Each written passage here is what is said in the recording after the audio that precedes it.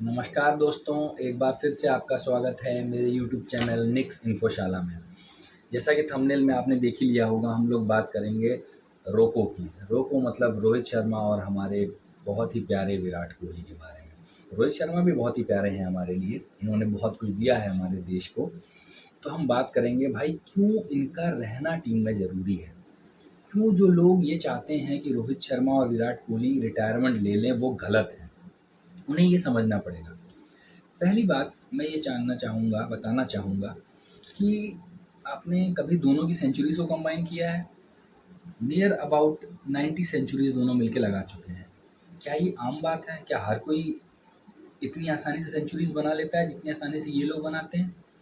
जी नहीं, इतना आसान नहीं है, स्पेशली जो बड़ी क्रिकेटर्स हैं इतना आसान नहीं है। और देखने वाली बात ये है कि इन दोनों खिलाड़ियों की मोस्ट ऑफ द सेंचुरीज़ आई कहाँ हैं? आईसीसी इवेंट्स में।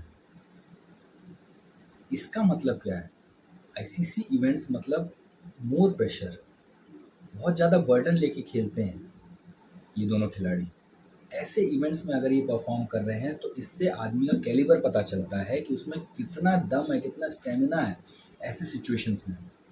ऐसी सिचुएशंस में जब रोहित विराट क्रीज पे खड़े होते हैं तो मतलब तबाही, टेरर।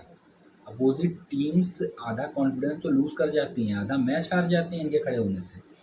आपने नोटिस किया होगा इसके पहले बड़े-बड़े इवेंट्स में, जिन इवेंट्स में इनमें से कोई एक भी चला तो इंडिया वो मैच जीत जाती है, बहुत ईज़िली जीत जाती है। क्योंकि होता ये है कि जब ये क्रीज़ पे खड़े हो जाते हैं दोनों, तो रन रेट एक मेंटेन रहता है और काफ़ी पीरियड तक ये लोग खेल जाते हैं, तो मैच आधा तो वहीं ख़त्म कर देते हैं। और ख़ासकर हमारे रोहित भाई, ये तो जब जानते ही हैं 10-15 ओवर खेल गए तो मैच वन साइडेड हो जाता है। जैसा कि आपने देखा ऑस्ट्रेलिया के आखिरी मैच में, हमारे दोनों हीरो खड़े हो गए। ऑस्ट्रेलिया को कुछ समझ ही नहीं आया भाई हो क्या रहा है, क्या हम वही टीम है जो पिछला 2 मैच जीत के आए हैं? सेल्फ डाउट आ जाता है सामने वाली टीम में। तो मेरा बस जो सेलेक्टर्स हैं और बीसीसीआई से यही कहना है कि भाई जो छुट्टे-पुट्टे जो मैच हैं उनमें परफॉर्मेंस को काउंट ना करें, क्योंकि ये बड़ी जंग के लड़ाके हैं, योद्धा हैं, ये बड़ी जंग के लड़ाके हैं। ये छोटी जंगों में टाइम वेस्ट नहीं करते। आप बात करते हो इनको रणजी खिलाने की, इनका खुद का तजुर्बा इतना है कि इन्हें पता है कि कितना समय ये नेट्स में दे देंगे, कितने मैचेस चाहिए इनको दोबारा फॉर्म में आने के लिए। और आप देखेंगे कि अगर ये दोनों कंटिन्यू करते हैं अगले वर्ल्ड कप तक, तो these two will be the key for winning that world cup. तो मुझे ऐसा लगता है कि इनको अगले वर्ल्ड कप तो खेलना ही चाहिए और बिल्कुल खेलना चाहिए। मुझे कभी-कभी मैं ये सोचता हूँ कि इन दोनों को क्या लगता होगा कि इतना देने के बाद देश को, जब लोग इनके रिटायरमेंट की बातें करते हैं तो मुझे लगता है ये ज़रूर कुछ ऐसा कहते होंगे। समझ गए होंगे, थोड़ा एक्सप्रेशन देखेंगे रोहित भाई का तब भी आप समझ जाएंगे। तो इसको मैं ज़ोर से नहीं बोल सकता हूँ कैमरा पे। तो मुझे तो ऐसे लगता है, जो लोग चाहते हैं कि रोहित शर्मा और विराट कोहली रिटायरमेंट ले लें वो इसी लायक है, यही शब्द सुनने के लायक है। इनको इम्पोर्टेंस नहीं पता है हमारे रोको की। जब जब भी बड़ी टीमें सामने होती हैं तो रोको खड़े होते हैं। बड़ी टीमें मतलब ऑस्ट्रेलिया।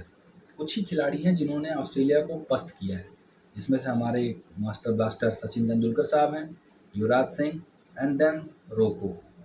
तो अब सचिन तेंदुलकर और युवराज सिंह तो आएंगे नहीं, तो जो हमारे पास है उसको सजो के रखें, उनकी इम्पोर्टेंस को समझें।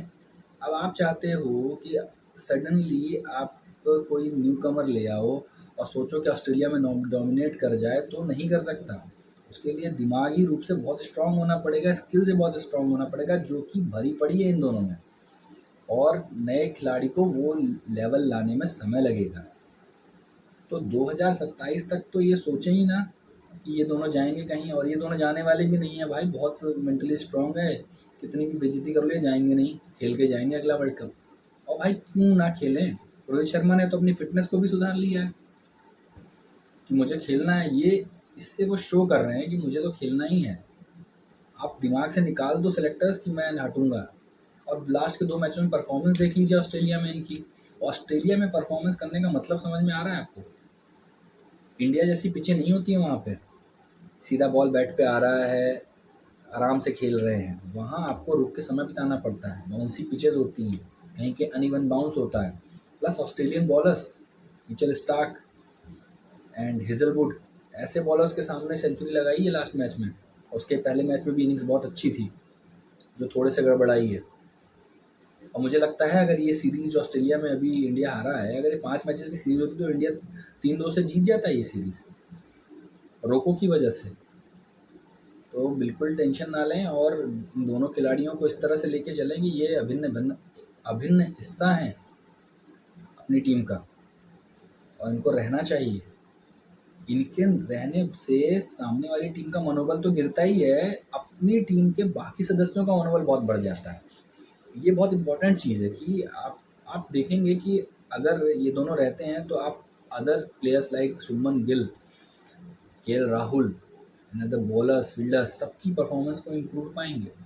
आप अगर इन लोग को हटा देते हैं और अगले वर्ल्ड कप में जाते हैं तो टीम तो वैसे ही आधी हार जाएगी, क्योंकि जो कॉन्फिडेंस ये लोग देते हैं वो इनके पास नहीं रहेगा। तो ये छोटा सा वीडियो था कि हमारे टीम में रोको की क्या इम्पोर्टेंस है, उनकी क्यों ज़रूरत है। Thank you my friends. जाते जाते एक बार मैं ये कहना चाहूँगा फ्रेंड्स, मेरा ये वीडियो मैंने नया नया बनाना शुरू किया है, तो आप लोगों से ये मेरी विनती है कि मुझे आप लोग का सपोर्ट चाहिए। मैं मेहनत करने के लिए तैयार हूँ, आपके लिए अच्छी अच्छी बातें बोलने के लिए तैयार हूँ, लेकिन उसके लिए आपको मुझे सपोर्ट करना पड़ेगा, मुझे लाइक करना पड़ेगा, सब्सक्राइब करना पड़ेगा, मेरे वीडियोस को शेयर करना पड़ेगा। तो इसी रिक्वेस्ट के साथ मैं वीडियो एंड करता हूँ कि मुझे सपोर्ट करें, लाइक करें, सब्सक्राइब करें। Thank you very much.